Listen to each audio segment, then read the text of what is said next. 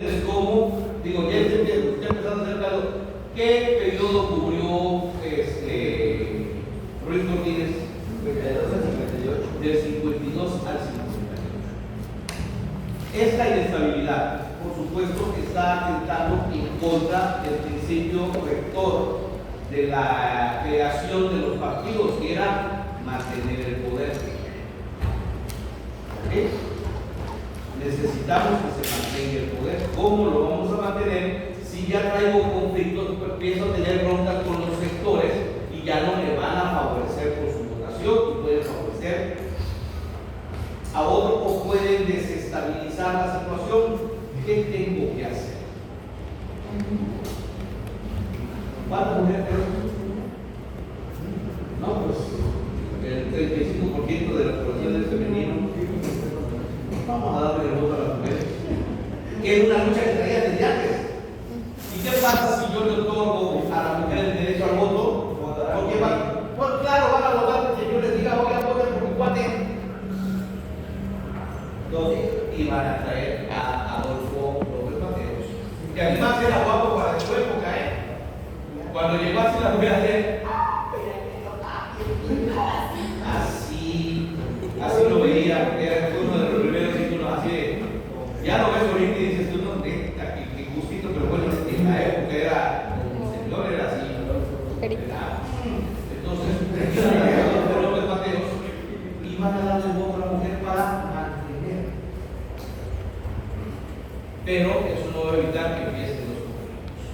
Por supuesto, empiezan los conflictos y toda esa manera velada en la que habían mantenido el autoritarismo durante los periodos anteriores se va a empezar a descargar. ¿Qué es eso? Hay conflicto con los ferrocarrileros, se ponen locos, que necesitan aumento de esto, que necesitan, y van a empezar a desaparecer gente, van a empezar a amenazar a la gente, a amenazarla con quitarle sus trabajos. ¿Dónde han escuchado de eso? A quitarle sus prebendas sociales. ¿Para qué? Para mantener la hegemonía y el poder. Si esto les parece curioso y les parece muy actual, es porque la historia se repite. ¿Saben por qué se repite? Porque somos muy mensos y no la vemos. Aún cuando la sabemos, no la vemos. Estamos viendo que viene y nos quedamos, bueno, puede ser. Pero no, eso es lo que está pasando. Y eso es lo que pasaba. Es entonces que empieza el autoritarismo, empieza a sentar sus bases. Y empieza una llamada guerra, que le llamaban la guerra sucia, que hacía el gobierno, donde te amenazaba de todo y si te entortabas, te metía al bote o te desaparecía.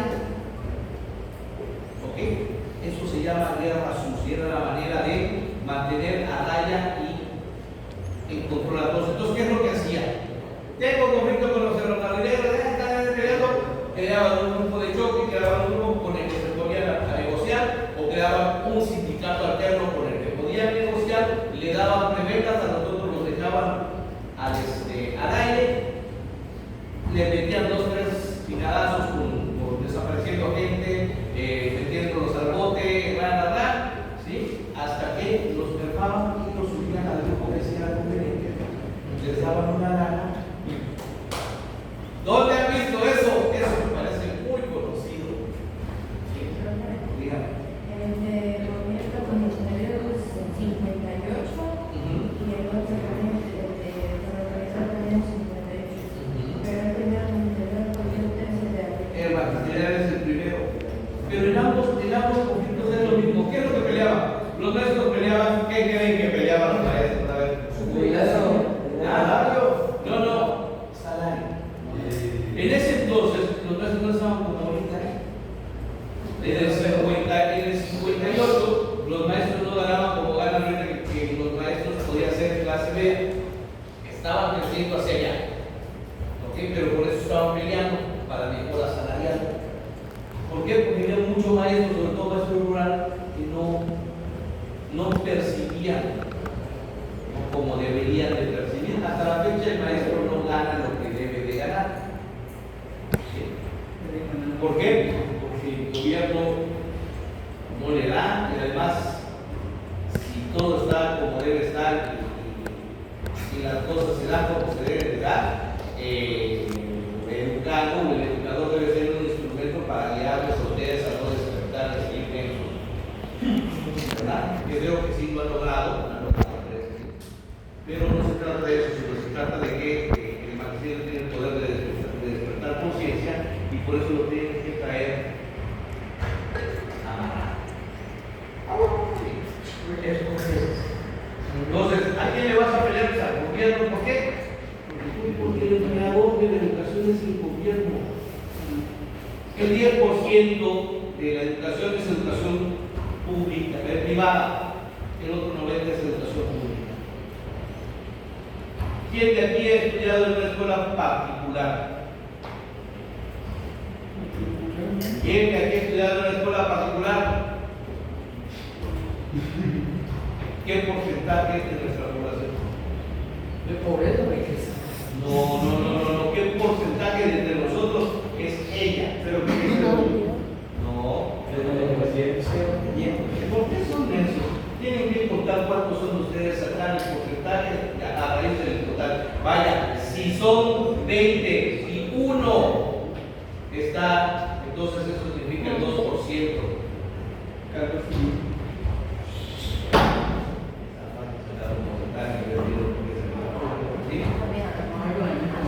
También recuerdan matemáticas porque no las entienden. Ese es el problema. Les enseñan a repetir, no les enseñan a pensar.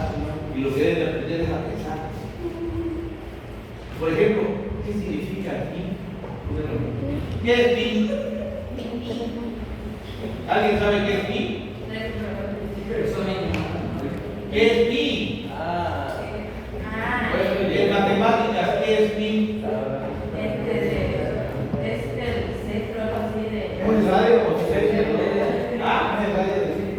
El radio del círculo. ¿Sabes qué significa pi? ¿Y por qué vale 3.1416? Por ser intermedio. ¿Ah? Por ser intermedio. Es que son muchos tipos. Tú tienes un círculo del tamaño que quieras. ¿Ok? Puede ser un circulito así. O puede ser un círculo. Puede ser el sol. No importa el tamaño. Mide su radio. ¿Cuál es el radio? Del punto en medio hacia cualquier parte del círculo. Eso se llama radio. Entonces tú agarras ese radio y lo pones alrededor del círculo y vas a tener 3.14 veces. O sea, vas a hacer 1, 2, 3 y el punto 14 para completar el círculo. Eso significa pi. Y lo vas a encontrar en todos los círculos, no importa el tamaño. Porque es fácil.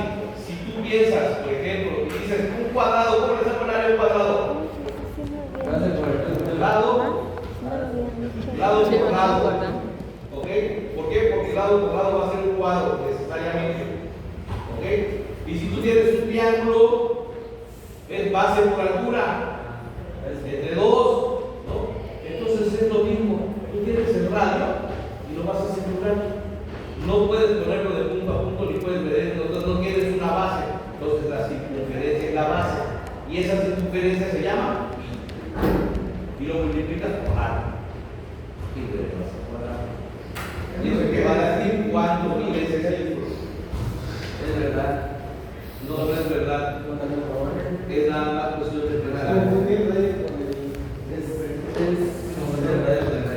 Hoy han aprendido algo nuevo, ya sé que es pi.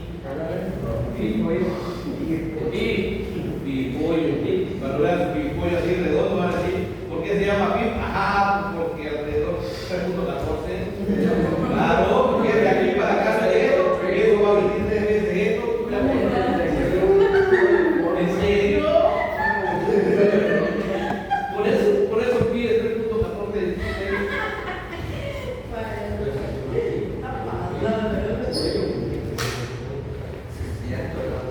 Bueno, entonces vamos a empezar con los conflictos. Ya explicaron primero con el magisterial. ¿Qué peleaban? Salarios dignos, justos.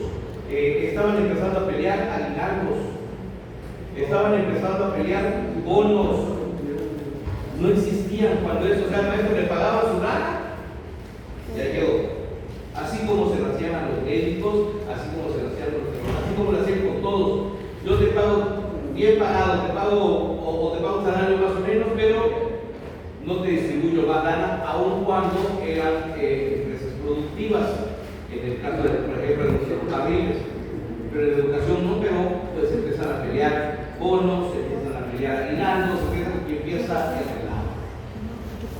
¿Y qué es lo que va a hacer el gobierno? Empezar a hacer aumentarlo y empezar a mermarlos con desapariciones, con arrestos, con tratando de comprarlos, amenazaban a las familias, ¿sí? Que amenazaban porque ibas a perder tu trabajo. Por supuesto, esa era la primera amenaza, ¿no? Vas a perder tu trabajo. ¿Qué pasa? Vamos a seguir. Está bueno, sí, no tiene problema.